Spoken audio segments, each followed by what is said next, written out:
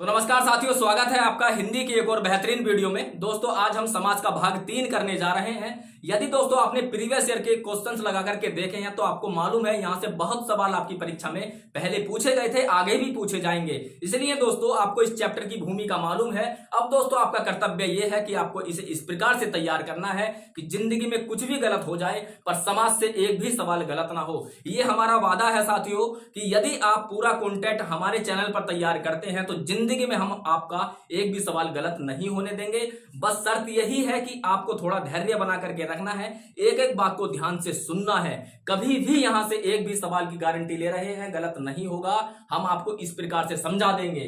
चलिए साथियों शुरुआत करते हैं। भाग 3 में हम पढ़ेंगे दोस्तों कर्मधारय समास। तो कर्मधारय समास से दोस्तों मैं आपको ये भी बताऊंगा कि यहां से किस प्रकार के सवाल पूछे जाते हैं और मैं वह सब सवाल कराऊंगा जो विगत वर्षों में आपसे पूछे गए हैं। ठीक है, तो धैर्य बना करके रखिएगा, सभी सवाल मैं कराने वाला हूं। तो दोस्तों कर्मधारय समास की परिभाषा में सबसे पहले आपको क्या याद रखना है, उत्तर पद। और उत्तर पद होता है दोस्तों दूसरा पद। दोस्तों शब्दावलियों पर आधारित हमने भाग 1 बनाया था 8 से 10 मिनट का। जितनी भी समाज से रिलेटिव शब्दावलियां हैं, जितने भी सवाल वहां से पूछे गए हैं, सबके सब दोस्तों आपको मिल जाएंगे। लिंक आपको इसी वीडियो के डिस्क्रिप्शन में मिल जाएगा, वहां से जाकर के आप जरूर देख लीजिएगा। शब्दावलियों पर आधारित पहला वीडियो था भाग 1। फिर उसके बाद में दोस्तों कल थोड़ी सी गड़बड़ी आ गई थी तो 5 ही मिनट का वीडियो अपलोड हुआ। अच्छी बात यह है कि उसमें हमने अव्यय भाव समास कंप्लीट कर लिया था। तो भाग 3 में कर्मधारय समास उत्तर पद। दोस्तों किसी भी समास में समस्त पद में 2 पद होते हैं, सारी बातें हम पहले कर चुके थे। उत्तर पद यानी कि दूसरा पद प्रधान होता है, वह कौन सा समास होता है?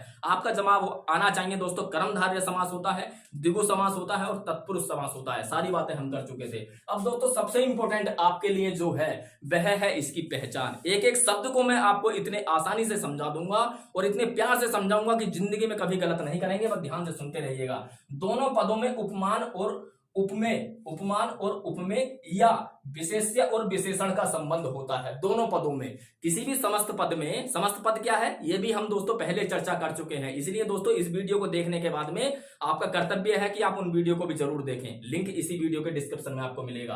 तो दोस्तों दोनों पदों में उपमान या उपमेय। तो सबसे पहले हम ये समझ लेते हैं कि ये क्या है, उपमान और उपमेय का संबंध क्या होता है। दोस्तों इसे अभी आप केवल इतना समझिए, तुलना। ठीक है, तुलना समझिए बस आप। जैसे एक वस्तु की तुलना किसी दूसरी वस्तु से की जा रही हो, वहां पर दोस्तों क्या होगा, वहां पर होगा कर्मधारय समास। तुलना याद रखिए अभी आप, क्योंकि उपमान और उपमेय एक लंबा कॉन्सेप्ट है, बाद में समझेंगे। ठीक है, तो एक उपमेय होता है, एक उपमान होता है, इतना ध्यान रखिए। विशेषण और विशेष्य। ठीक है, विशेष्य क्या होता है, जिसकी विशेषता बताई जा रही है। जैसे आम मीठा है तो आम विशेष्य है, कर्ता जो होता है विशेष्य है ना। आम मीठा है, आम की विशेषता क्या है कि वो मीठा है, तो मीठा है विशेषण और आम है विशेष्य। तो ये 2 संबंध जब भी आपको मिल जाए, तुलना मिल जाए या विशेष्य विशेषण, मतलब एक विशेष्य हो एक विशेषण हो, दोनों पदों में ये संबंध मिल जाए, तब वहां पर दोस्तों आंख मीच के लगा दीजिएगा कि कर्मधारय समास हो गया है। एग्जाम्पल आप यहां पर देख सकते हैं। देखिए दोस्तों, अच्छा थोड़ी सी पहचान और 1 मिनट ध्यान से सुनिए। विग्रह करने पर, विग्रह का मतलब शब्द जब जुड़ा हुआ हो उसके बाद आप तोड़ें उसको, जब अलग अलग खंडों में अलग अलग पदों में जब उसको विभाजित करते हैं दोस्तों, तो उसे हम कहते हैं विग्रह। तो विग्रह करने पर दोनों पदों के मध्य क्या क्या विभक्तियां आएंगी, है जो या के समान, है जो या के समान। ये 2 विभक्तियां जब भी आपको मिल जाए दोनों पदों में, तब दोस्तों आप आंख मीच के लगा दीजिएगा, क्या हो गया, कर्मधारय समास। ठीक है, अब दोस्तों देख लेते हैं इसके 2 उदाहरण। इसके बाद मैं आपको वह सवाल कराने जा रहा हूं जो आपकी विगत परीक्षा में पूछे गए हैं, वही उदाहरण कराऊंगा मैं आपको। देखिए, जैसे चरण कमल में कौन सा समास है ना, चरण कमल में कैसा समास है, सारी बातें एक ही शब्द से क्लियर हो जाएंगी। जो भी आपने परिभाषा में पढ़ा है, पहचान में पढ़ा है, विभक्ति में पढ़ा है, सब आपको एक ही उदाहरण से कंप्लीट हो जाएंगे। ध्यान से सुनते रहिएगा। देखिए चरण कमल, अब इसको पहले तो आप इसका विग्रह करना सीखिए। चरण कमल को हम जब विग्रह करेंगे तो क्या होगा, कमल के समान चरण, कमल के समान चरण। अब देखिए सबसे पहले विभक्ति जो आपने पढ़ा के समान, तो विभक्ति यहां पर आ गई के समान, तो कर्मधारय होगा। ठीक है, फिर दूसरी बात, अब ये जो था उपमान उपमेय, मतलब एक की दूसरे से तुलना। तो देखिए जरा, कमल के समान चरण, चरण की तुलना कमल से हुई है। चरण की तुलना कमल से हुई है कि जो चरण है ना वह कमल के समान है, कमल के जैसे हैं। तो इसलिए दोस्तों तुलना हो गई चरणों की कमल से, कर्मधारय समास हो गया। अब दूसरा एग्जांपल देख लीजिए, परमानंद। परमानंद का आप विग्रह कीजिए। परम है जो आनंद, उसी को परमानंद कहते हैं। परम है जो आनंद, तो सबसे पहले तो ये विभक्ति आपको यहां मिल गई, परम है जो आनंद, है ना। उसके बाद में आप देखेंगे दोस्तों उपमान और उपमेय।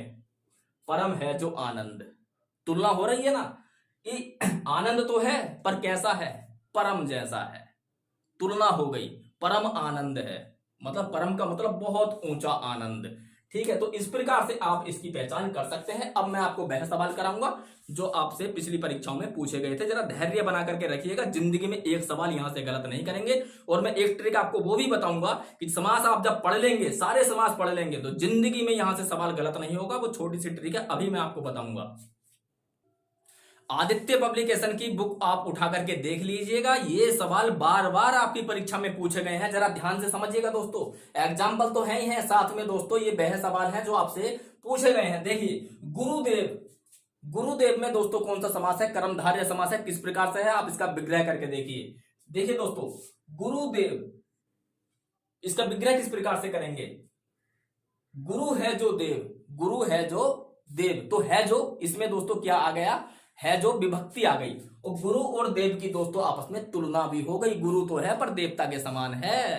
ठीक है, उसके बाद दोस्तों नीलोत्पल, नीला है जो उत्पल, उत्पल है ना, कैसा है, नीला है। तो उत्पल की विशेषता बताई है कि वह नीला है, तो विशेष से विशेषण संबंध हो गया। नील गगन, गगन तो है पर विशेषता क्या है उसकी, नीला है, तो नीला है जो गगन। ठीक है, यहां भी विशेषण विशेषता आ गया। उसके बाद प्रिय सखा, सखा बोलते हैं मित्र को, और प्रिय तो दोस्तों होता ही है प्यारा। ठीक है, तो सखा, सखा तो है पर कैसा है, प्रिय है, तो प्रिय है जो सखा। सखा की विशेषता क्या है, यानी मित्र की विशेषता क्या है कि वो प्रिय है दोस्तों। उसके बाद श्वेत पत्र, तो पत्र तो बहुत होते हैं, लेकिन इस पत्र की विशेषता क्या है कि ये श्वेत है, सफेद है, श्वेत है जो पत्र। उसके बाद में देखिए मृग नयन, मृग माने होता है हिरन, और दोस्तों नयन माने होता है आंखें, तो इसका बनेगा मृग के समान नयन, मतलब हिरन जैसी आंखें। तो आपने सुना होगा हिरनी जैसी आंखों वाली, उस प्रकार से। तो मृग माने हिरन और नयन माने आंखें, तो मृग जैसी आंखें, मृग जैसे नयन, तो नयनों की तुलना हो रही है मृग यानी कि हिरन की आंखों से, तो मृग नयन। उसके बाद में राजीव लोचन, राजीव का मतलब होता है दोस्तों कमल का फूल, और लोचन का मतलब होता है दोस्तों नेत्र। वही नयन जो अभी आप पढ़ रहे थे, लोचन और नयन ये दोस्तों पर्यायवाची है। लोचन का मतलब भी नेत्र होता है और राजीव का मतलब होता है कमल, तो राजीव लोचन मतलब कमल के समान नयन, राजीव के समान लोचन, तो इसका क्या हो जाएगा, कमल के समान नेत्र। तो इसकी भी दोस्तों विशेषता बताई है आंखों की कि वो कमल के समान है, कमल के समान नयन। तो दोस्तों के समान भी आ रहा है, तुलना भी हो रही है, और आप देखेंगे विशेषता बताई जा रही है नयनों की, तो विशेषण विशेष से संबंध यहां पर आ गया। चंद्रमुख, इसमें तो बताने की जरूरत ही नहीं है, मुख की तुलना की गई है चंद्र से, उपमान और उपमेय वाला संबंध यहां पर आपको देखने को मिल रहा है। चंद्र के समान मुख, चंद्र के जैसा मुख, ठीक है, तो तुलना हो रही है चांद से मुख की, मुखड़े की, तो यहां पर भी क्या हो जाएगा दोस्तों, कर्मधारय समास हो जाएगा। उम्मीद करते हैं दोस्तों कर्मधारय समास अब आप जिंदगी में गलत नहीं करेंगे। ये तो वो एग्जाम्पल है साथियों जो कि परीक्षा में पूछे गए हैं, लेकिन यदि आप इसकी परिभाषा को भली भांति समझे जा चुके हैं तो हम गारंटी दे सकते हैं कि अब आप यहां से सवाल गलत नहीं करेंगे। चलिए दोस्तों अब देख लेते हैं अगला समास, जिसे आप लोग जानते हैं दोस्तों द्विगु समास के नाम से। समास नंबर 3 है द्विगु समास से। तो सबसे पहले हम दोस्तों इसकी परिभाषा देखेंगे। पहचान की कोई इतनी बड़ी जरूरत इसमें नहीं है, क्योंकि इसकी परिभाषा में ही पहचान आ जाती है, बस आपको थोड़ा सा ध्यान रखना है। और सबसे मैं कहूंगा आसान समासों में से एक समास ये भी है। तो देखिए दोस्तों पूर्व पद, पूर्व पद क्या होता है, कई बार मैं आपको बता चुका हूं दोस्तों, पा से पूर्व होता है, पा से पहला होता है, ऐसे याद रखना है। तो पूर्व पद संख्यावाचक हो, तथा उत्तर पद प्रधान हो। प्रधानता के आधार पर भी हमने वर्गीकरण किया था, तो प्रधानता भी याद रखनी है किस पद की है, और दोस्तों दोनों पदों में संबंध क्या है ये भी याद रखना है। तो इसमें पहला पद यानी कि पूर्व पद संख्यावाचक होगा, उत्तर पद प्रधान होगा। फिर दूसरी बात आपको क्या याद रखनी है पहचान के तौर पर कि इससे समूह या समाहार, एक समूह का बोध होगा, समाहार का बोध होगा, तो वहां पर हम कह देंगे कि द्विगु समास होता है। सबसे आसान है इसलिए आप इसको आसानी से समझ सकते हैं। देखिए दोस्तों पंचवटी, तो पांच बटी, पंच मतलब पांच ही तो होता है, पंचवटी क्या हो गया द्विगु समास। उसके बाद में चौलड़ी यानी कि चार लड़ी, तो चार लड़ी क्या है दोस्तों, ये भी हो जाएगा आपका द्विगु समास। चौमासा चार माह का समूह, चार महीनों का समूह चौमासा बोलेंगे। चौराहा चार राहों का समूह, तो समूह का बोध हो रहा है, चार राहों का समूह द्विगु समास। त्रिकोण, त्रिकोण तो आपने मैथमेटिक्स में भी पढ़ा होगा, लेकिन त्रिकोण क्या होता है ये दोस्तों द्विगु समास का उदाहरण होता है क्योंकि तीन कोणों का समूह है।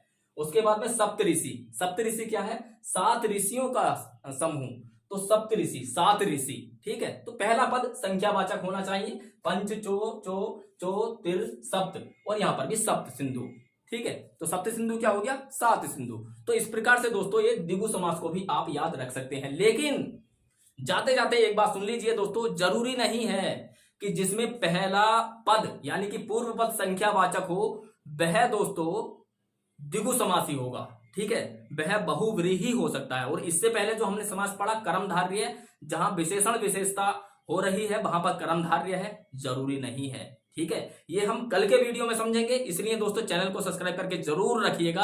अब मैं आपको वह बात बताता हूं साथियों जो मैं आपसे कह रहा था कि किस प्रकार से आपको चीजें हमेशा के लिए याद रहेंगी। देखिए साथियों, यदि आप ईमानदार कैंडिडेट हैं, यदि आप अपनी तैयारी को लेकर के सचेत हैं, या मतलब आपके अंदर भी वर्दी पाने का जुनून है, तो दोस्तों जो भी बोर्ड पे लिखा गया है या जो भी मैं आपको समझा रहा हूं, आपको केवल एक काम करना है कि आपको प्रति एक लाइन जो इंपोर्टेंट है जब भी उसको पढ़ें, इतने ध्यान से पढ़ें, इतने लगन से पढ़ें, अपने दिमाग में ये बात बैठा लीजिए कि यहीं से सवाल पूछा जाएगा, ठीक है। जैसे कि मैंने कहा चंद्रमुख, तो कुछ बच्चे होंगे इसको नहीं नोट करेंगे, आपका कर्तव्य आपको दिमाग में बैठाना है कि ये सब आ सकता है और आएगा परीक्षा में। अगर ये आप सोचेंगे तो आप देखिएगा साथियों कि जब ये चैप्टर समाप्त होगा ना, तो आपको अपने अंदर जो परिवर्तन महसूस होगा वो आपको ये खुद कहेगा कि यहां से जिंदगी में आप गलत नहीं करोगे भैया, आपने तैयारी ही इस प्रकार से किया है, आपने सोचा ही इस प्रकार से है कि यहीं से सवाल आएगा।